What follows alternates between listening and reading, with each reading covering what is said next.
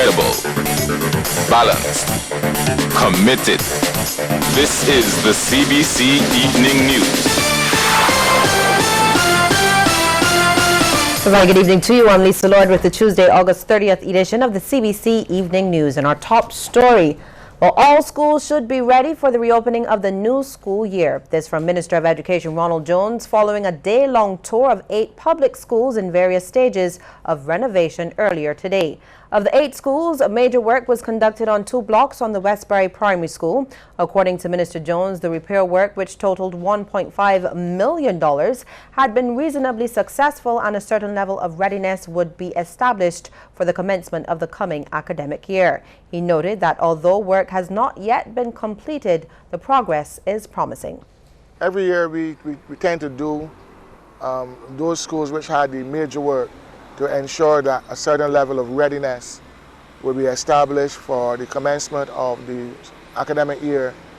And we did that reasonably successfully. Not all schools are 100% completed, but a majority of them are. We have about 5 or so schools that we will keep an eye on over the course of the next week, but we are assured that they should be ready. Meantime, project manager in the Education Project Implementation Unit, Richard Harrison, noted Combermere School received much needed renovations which sought to address the recently publicized issues.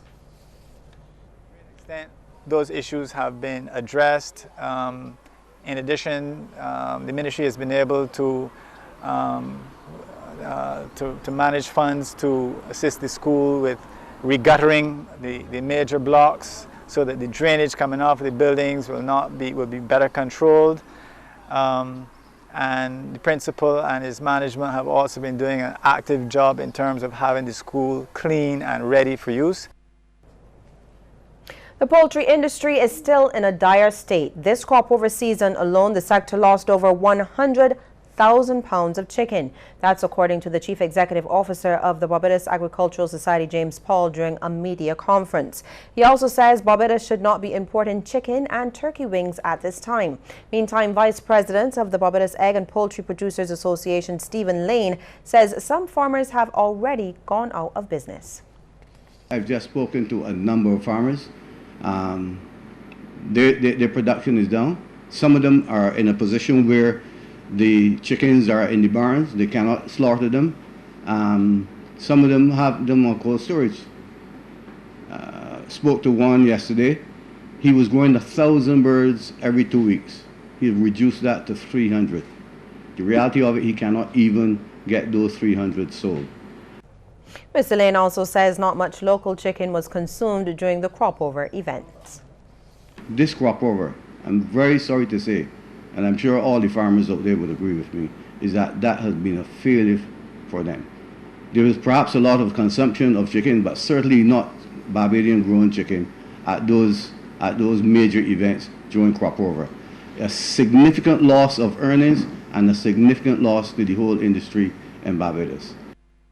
Barbados is this week benefiting from the expertise of a U.S. Navy ship and its crew. The vessel, the USS John P. Murtha, arrived in the Bridgetown port on its maiden trip this morning. This is the second stop with its first home porting a few days ago over in Jamaica. The new vessel, which will be commissioned in October in Philadelphia, currently has a crew of almost 400. Commanding Officer Captain Kevin Parker says it will be meeting with security officials over the next few days. The ship, which is just over 680 feet long, has the capacity for aircraft, and it does have a hospital on board. Captain Parker says it's a multi-mission ship as it can carry out several functions at once. Doing a humanitarian assistance or disaster relief mission, enforcing or promoting maritime security, doing exercises and working with our partner navies around the world, or responding to some military crisis. So we can do all of those things, and so that's what we train and practice to be ready for. So the ship really is kind of the on-call emergency force, part of that for the United States. And Captain Parker says it won't just be about work for him and the crew. It doesn't make any sense to visit a place like Barbados and not, get out there and meet people and, see what the whole island and the town here in Bridgetown has to offer. The food, the people, the beaches, all those things. So the crew is really looking forward to it. Barbadian students studying at the University of the West Indies have not taken advantage of all the financial assistance given by the government. CBC News understands that the Higher Educational Financial Grant 2016-2017 has not been fully subscribed and a substantial amount of money remains to be dispersed. The grants are for new and continuing students pursuing undergraduate studies at UWI. Now, to be eligible, they have to meet specific criteria. Students from households earning $25,000 or less qualify for a grant to pay their full tuition. Others from households earning more than $25,000 and up to $45,000 are eligible for a partial tuition payment. Applications can be downloaded from the websites of the Education Ministry and the UWI. Now, an investigation will be conducted following allegations made by a Jamaican national about shoddy treatment at the Grantley Adams International Airport. The Barbados Immigration Department will be leading that investigation. The case involving the young woman was first brought to light through articles carried in the Jamaican press. Sonia King recounted what she described as a horrific ordeal endured by herself and her 14-month-old son Saturday night leading into early Sunday morning when they sought to enter Barbados. Chief Immigration Officer Wayne Marshall says that once the department's investigations have been completed, a comprehensive response to the incident will be issued through the Barbados Government Information Service. Well, do stay with us. We'll have more news right after the break.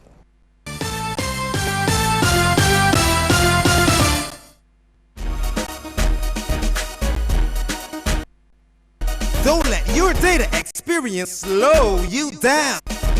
Step up to Digicel, Barbados' fastest 4G network, more than twice as fast as the slow network. Get more with Digicel.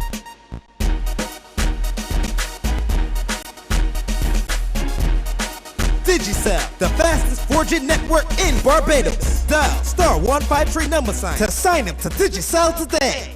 Cave Shepherd is adding up your chances to win this back-to-school season. Everything you need for back-to-school is on the middle floor at our Cave Shepherd main store in the school department. Get great brands like Kipling and High Sierra backpacks. Also Hush Puppies and K-Swiss in the shoe department. Plus spend on Grand Collection, Miss Grand Collection, K-Swiss or Smartwear brands, and in Chatcher's Wonderland for a chance to win great prizes with Cave Shepherd this back-to-school season. Cave Shepherd, in style since 1906. A lot of people think that fast bikes are cool, and the girls show like the guys who ride them. But like so many things about life, you gotta be careful. Having sex without a condom is like riding a bike without a helmet. It's just plain dumb. It's okay to have fun as long as you're smart about it. My name is Daniel the Lion Fortress, and I'm different, and I'm making a difference. Live up. Love, protect, respect.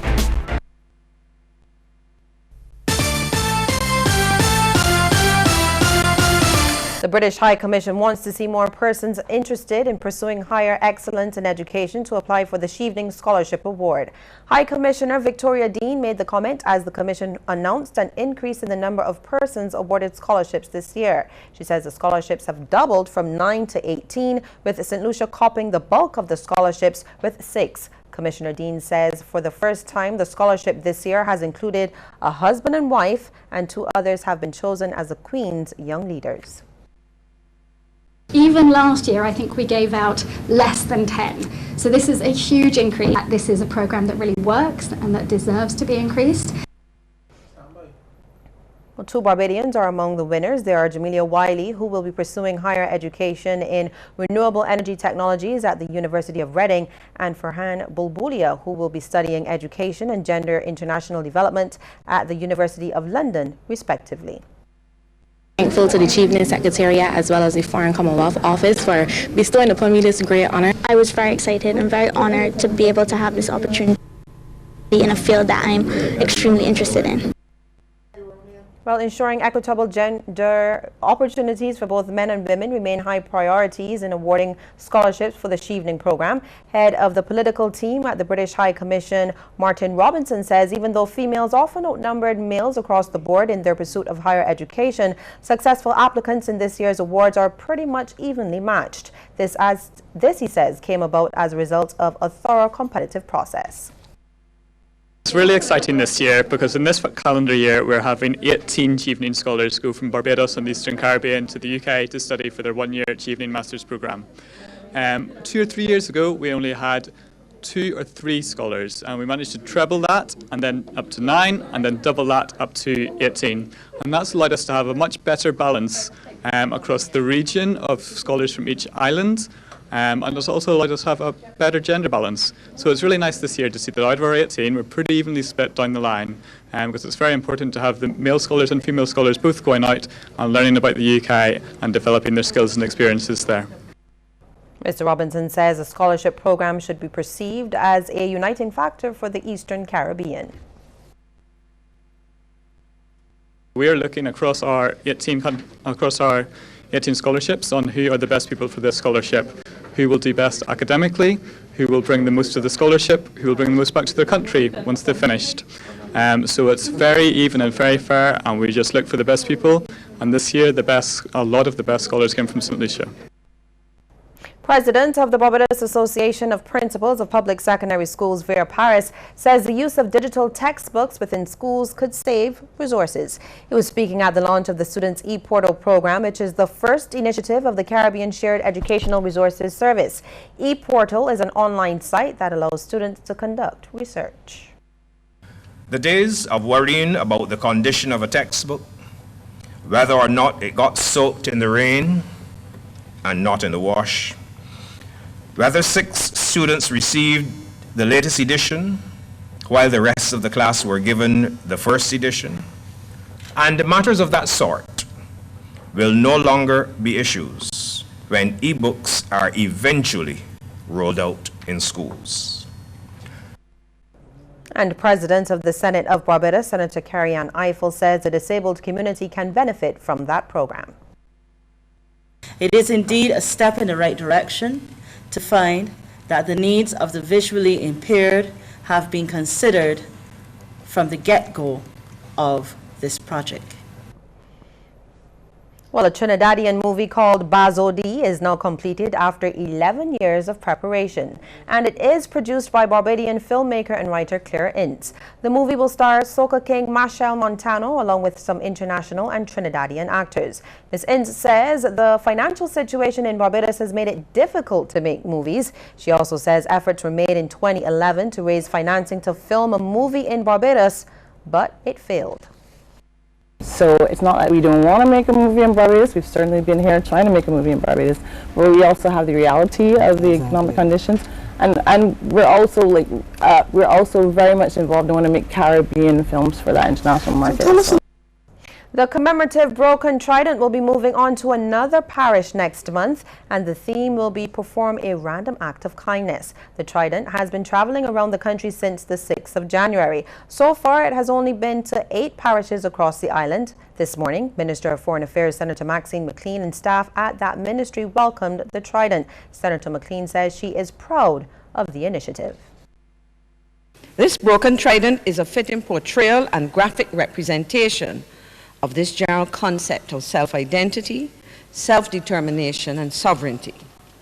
And so this morning I am delighted to be part of the ceremony, not only as Minister and Chairperson, but more especially as a fellow Barbadian. And we'll take a look at stories from across the region when we return. Meet the new tax coming September.